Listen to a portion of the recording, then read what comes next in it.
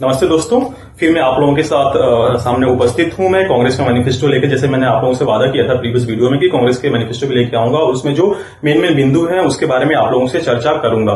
तो ठीक है, तो जो कांग्रेस का जो मैनिफेस्टो है वो काफी मतलब कि लास्ट फ्राइडे को रिलीज हुआ था और फ्राइडे क्यों इसलिए चुना गया था आप लोग समझ सकते हैं। और चलिए शुरू करते हैं। तो कांग्रेस का मैनिफेस्टो है, उन्होंने सबसे पहला जो मुद्दा रखा है वो जो कोटा का जो अपर लिमिट है 50%, जिसके तहत की मतलब कि 50% रिजर्वेशन दिया जा सकता है एसटी, एससी और ओबीसी समाज को, उसको कैपिंग को हटाएंगे कास्ट सेंसस के बाद। तो कास्ट सेंसस के लिए हम बाद में बात करते हैं, अगले सेक्शन में इसी वीडियो में बात करेंगे। तो ये उनका था कि हम इसको अपर लिमिट को उसको ब्रेक करेंगे और उसको नए सिरे से फिर से उसको हम परिभाषित करेंगे। उसके बाद जो है हम उन्होंने कहा है कि एमएसपी जो है, फार्मर्स को जो एमएसपी की मांग है लगभग 23 क्रॉप्स पे की, उस पे उसको हम लीगलाइज कर देंगे एमएसपी को। उसका क्या रूपरेखा होगी वो तो जब होगा आगे होगा तो उसके बारे में देखेंगे क्या है उसका रूपरेखा। बट हम सब जानते हैं कि बहुत से जो कृषि वैज्ञानिक हैं, साइंटिस्ट हैं, उन्होंने इसे मतलब कि इकोनॉमिकली वायबल नहीं बताया है। उन्होंने बोला है कि इकोनॉमिकली नहीं हो सकता है। तो देखते हैं वो आगे कैसे करते हैं। उसके बाद उन्होंने कहा है कि जो मिनिमम वेज है वो मिनिमम वेज को हम बढ़ा के 400 रुपए कर देंगे, कि मतलब कि कोई भी 400 रुपए से कम पे किसी को भी एम्प्लॉय नहीं कर सकता है। उसके बाद है उन्होंने कहा है कि 30 लाख जॉब्स हम गवर्नमेंट सेक्टर या प्राइवेट सेक्टर में, ये डिफाइंड नहीं है कि गवर्नमेंट सेक्टर की बात कर रहे हैं या प्राइवेट सेक्टर की बात कर रहे हैं, कि 30 लाख नौकरियां हम लोगों को देंगे, युवाओं को देंगे। उसके बाद से है उनका कहना है कि वो जम्मू एंड कश्मीर में जो है उसको फुल स्टेटहुड का दर्जा दे देंगे जब वो सत्ता में आएंगे। ये तो बीजेपी कह रही है, लेकिन बीजेपी ने भी बताया नहीं है कि वो टाइम टेबल कब होगा, कब उसको वहां पे इलेक्शंस होंगे और वो पूरा जो स्टेट का दर्जा है वो कब मिलेगा। उसके बाद जो है उनका है कि अग्निपथ को लेकर जो उनका बहुत बड़ा एक तरह से आंदोलन भी चला था कि अग्निपथ जो स्कीम है वो ठीक नहीं है, जिसमें कि 4 साल के लिए युवा जो अपने हैं वो जाते हैं वहां पे ट्रेनिंग लेते हैं, उनको जो दरमियान सैलरी भी मिलती है और उसके बाद जो समाज में आके एक लीडरशिप क्वालिटी उनमें जो बिल्ड होती है, उसको समाज को लीड करने की जो क्षमता उसमें होती थी, आती थी, उसको मतलब कि अब इनका कहना है कि वो ठीक नहीं है, कांग्रेस का कहना है वो ठीक नहीं है और इसको हम आते ही उसको रद्द कर देंगे। तो ये थी तो अग्निवीर के बारे में। उसके बाद से इनका कहना है कि फॉरेन पॉलिसी में हम बहुत बड़ा बदलाव लेके आएंगे। फॉरेन पॉलिसी उनका मुख्यतः जो उनका कहना है कि हम जो हमारे जो नेबरिंग कंट्रीज हैं, जैसे कि पाकिस्तान हो गया, बांग्लादेश हो गया, भूटान हो गया, नेपाल हो गया, मालदीव्स हो गया, इनके साथ श्रीलंका हो गया, इनके साथ हम रिश्ते जो है फिर से रीडिफाइन करेंगे। हम फिर से उस रिश्ते के बारे में फिर से मतलब कि रीडिफाइन करेंगे, हम अपने तरीके से उसको चलाएंगे। उसके बाद से उनका कहना है कि 10% जो कोटा है, चाहे 10% कोटा ईडब्ल्यूएस के लिए रखा जाएगा इरिस्पेक्टिव ऑफ मतलब कि कास्ट, वो सबके लिए होगा। मतलब कि जो भी इकोनॉमिकली बैकग्राउंड से हैं, चाहे वो जनरल कैटेगरी से हो या ओबीसी से हो, एसटी से हो या एससी से हो, तो 10% उनके लिए रखा जाएगा।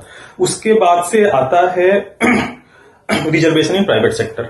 अब वो कह रहे हैं कि हम अगर हम जैसे ही क्या कहते हैं सत्ता में आएंगे तो हम प्राइवेट सेक्टर में रिजर्वेशन लागू कर देंगे, ओबीसी के लिए, एसटी के लिए, एससी के लिए। बट इसके बारे में पहले भी बहुत काफी चर्चा हो चुकी थी, लेकिन हो नहीं पाया था। अगर कांग्रेस इसके बारे में सीरियस थी, वो करना ही चाहती थी, तो उनके द्वारा शासित जो राज्य हैं, जैसे तेलंगाना हो गया, कर्नाटका हो गया और हिमाचल प्रदेश हो गया, वहां पे वो करके दिखाते तो शायद इस वर्ग में ये वर्ग थोड़ा कन्विंस होता है कि हाँ ये लोग कर सकते हैं। बट ये कैसे होगा, अभी तक कुछ इसकी रूपरेखा तैयार नहीं हुई है।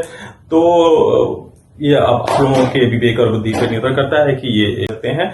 बट ये कैसे होगा, अभी तक कुछ इसकी रूपरेखा तैयार नहीं हुई है। तो ये आप लोगों के विवेक और बुद्धि पर निर्भर करता है कि ये कैसे होगा। अब उसके बाद है 1 lakh for every BPL family. उनका कहना है कि जितने भी बीपीएल फैमिली है उनके घर के जो लेडीज है उसके खाते में 1 लाख रुपए पर ईयर ट्रांसफर करेंगे। अब इसके बारे में भी काफी चर्चा हुई थी, काफी से इकोनॉमिस्ट्स आए थे टीवी पैनल पे और उन्होंने इसके बारे में काफी चर्चा की थी और कहा था कि ये भी एक तरह से इकोनॉमिकली वायबल नहीं है, क्योंकि major portion of the GDP अपना है वो इसी में चला जाएगा, तो फिर हमारे पास जो बाकी के काम के लिए पैसे नहीं बचेंगे। उसके बाद उनका कहना है, मुख्य बिंदु है वो है राइट ऑफ एजुकेशन का। अब राइट ऑफ एजुकेशन में उनका कहना है कि जितने भी गवर्नमेंट सेक्टर के कॉलेज स्कूल्स हैं 12th तक, उसमें जो शिक्षा दी जाएगी वो फ्री ऑफ कॉस्ट होगी, उसमें कोई चार्ज नहीं लगेगा। तो इनका ये बड़ा सा मैनिफेस्टो में एक मुद्दा है। उसके बाद है वो एक स्कॉलरशिप के बारे में। हाँ, अब जो ये पार्ट आ रहा है इस पार्ट को ही लेके प्रधानमंत्री जी ने कहा था कि जो कांग्रेस का मैनिफेस्टो है उसमें मुस्लिम लीग की छवि है, उसकी कॉपी है, जो मुस्लिम लीग कॉपी। अब ये मुस्लिम लीग है क्या? मुस्लिम लीग ये एक पॉलिटिकल पार्टी थी जिसने भारत का मजहब के नाम पे विभाजन का नींव रखा था, जिसकी वजह से पाकिस्तान और बांग्लादेश बना था। तो अब ये उन्होंने क्यों कहा था, आगे पॉइंट पे हम इसको चर्चा करते हैं। एक स्कॉलरशिप स्कीम था मौलाना अब्दुल कलाम आजाद के नाम पे, कि मौलाना आजाद स्कॉलरशिप, जो सिर्फ माइनॉरिटीज के लिए था। माइनॉरिटीज आप समझ सकते हैं कि किसे कहते हैं, कौन है माइनॉरिटीज में। तो माइनॉरिटीज के लिए था, जिसे कि अभी की जो तत्कालिक बीजेपी गवर्नमेंट ने शायद उसको रिपेल कर दिया था, हटा दिया था उसको। तो वो बोल रहे हैं कि हम इसको रीस्टोर करेंगे और उसके बाद माइनॉरिटीज के लिए हम फिर से इसे लागू करेंगे, जिससे वो हायर एजुकेशन ले पाए। अब जो उसके बाद और चलते हैं। अब दूसरा है, उनका कहना है कि जो माइनॉरिटीज हैं, माइनॉरिटीज के लिए बैंक से लोन दिलाने में वो उनको हेल्प करेंगे कि उनको लोन लेने में कोई दिक्कत ना हो, उनको आसानी से लोन मिल जाए और उसके बाद जो भी वो अपने लाइफ में करना चाहते हैं, व्यवसाय करना चाहते हैं, जो भी बिजनेस करना चाहते हैं वो कर पाए। तो यहाँ पे भी सिर्फ माइनॉरिटीज के लिए है। उसके बाद से उन्होंने कहा है कि ऑल ओवर इंडिया में हम कास्ट बेस्ड सेंसस करेंगे। अब कास्ट बेस्ड सेंसस करेंगे तो ठीक है, आप जाति गणना करना चाहते हैं करिए, लेकिन आपको कराना तो सभी धर्म के लोगों के बीच में आप ये जातीय जनगणना कराते। अब इनका कहना है कि जहां तक पढ़ने के बाद लगता है कि ये जो जातीय जनगणना है ये सिर्फ हिंदुओं की होगी। अब हिंदुओं की जाति जनगणना हो गई, जैसे कि जनरल क्लास हो गया, ओबीसी हो गया, एसटी हो गया, एससी हो गया। अब ओबीसी जिस जनरल क्लास में भी काफी सारे वर्ग होते हैं, जैसे राजपूत हो गए, ब्राह्मण्स हो गए, भूमियार हो गए, इस तरह के हो गए। उसके बाद ओबीसी में आ जाते हैं, तो ओबीसी से लोहार हो गए, तेली हो गए, इस तरह की जो जातियां हैं। उसके बाद एससी में वाल्मीकि समाज के लोग आ गए, उसमें भी क्लासिफिकेशन हुए हैं। उसके बाद से एसटी है, उसमें जो है कि जो अपने बनवासी लोग हैं।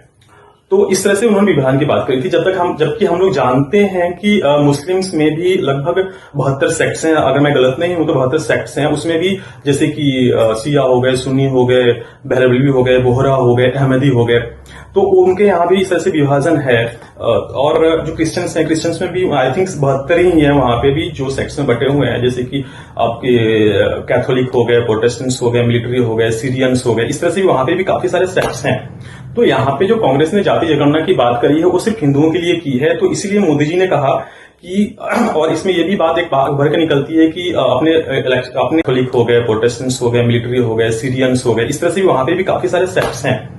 तो यहाँ पे जो कांग्रेस ने जाति जनगणना की बात करी है वो सिर्फ हिंदुओं के लिए की है। तो इसीलिए मोदी जी ने कहा कि, और इसमें यह भी बात एक भर के निकलती है कि अपने जो क्या कहते हैं फायदे के लिए कांग्रेस जो है हिंदुओं को विभाजित रखना चाहती है और जो माइनॉरिटीज कम्युनिटी है उसको एकत्रित रखना चाहती है अपने वोट बैंक के लिए, कि अगर उनका जो मेजर चंक ऑफ मान लीजिए major chunk of minorities vote उनके साथ हैं और कुछ जो हिंदूज में से जाति में बैठ के उनके पास आते हैं, तो डिवाइड एंड रूल की पॉलिसी उनकी फिर से चल सकती है, जो पीछे होते आ रहा है अभी तक। आप देख सकते हैं कि जो जिस तरह की जाति को लेकर जिस तरह से यूपी, बिहार और ऑलमोस्ट सब जगह पे जिस तरह से क्या कहते हैं उसको राजनीति होती है, तो शायद उसको फिर से रिवाइव करने की एक कोशिश है। तो शायद मोदी जी ने, माननीय प्रधानमंत्री ने शायद इसीलिए कहा था कि जो ये क्या कहते हैं, जो ये मैनिफेस्टो है ये मुस्लिम लीग की झलक दिखाती है, मुस्लिम लीग का कॉपी है। शायद इन्हीं सब बिंदुओं को लेकर उन्होंने ये बात कही थी। लास्ट तक वीडियो देखने के लिए आप लोगों का बहुत बहुत धन्यवाद। और अगला वीडियो जो मैं बनाने वाला हूं ऐसी पार्टी के लिए है, अभी तो नाम रिवील नहीं करूंगा कि वो कौन सी पार्टी है। पहले वो नेशनल लेवल की पार्टी रह चुकी है, जिसने अपने मैनिफेस्टो में ये कहा है कि वो धारा 370 को फिर से रिस्टोर करेंगे, मतलब कि फिर से 370 धारा जम्मू एंड कश्मीर में लगाएंगे। उसके बाद से उनका ये भी कहना है कि भारत जो एक परमाणु संपन्न देश है, जो न्यूक्लियर वेपन हमारे पास है, उससे वो डिस्ट्रॉय कर देंगे। उनका कहना है कि इसको डिस्ट्रॉय कर देंगे। अब डिस्ट्रॉय करने के बाद अब सोचिए कि ये पार्टी भारत में एग्जिस्ट कर रही है, तो इसके मैनिफेस्टो के बारे में मैं आप लोगों को अगली वीडियो में बताऊंगा। तब तक के लिए आप लोगों को नमस्ते। आशा है आप लोगों ने वीडियो को एंजॉय किया होगा। अगर एंजॉय किया तो प्लीज लाइक कीजिए, शेयर कीजिए और सब्सक्राइब कीजिए, जिससे कि और लोगों तक ये वीडियो पहुंचे। वीडियो देखने के लिए बहुत बहुत धन्यवाद। Thank you. राम राम।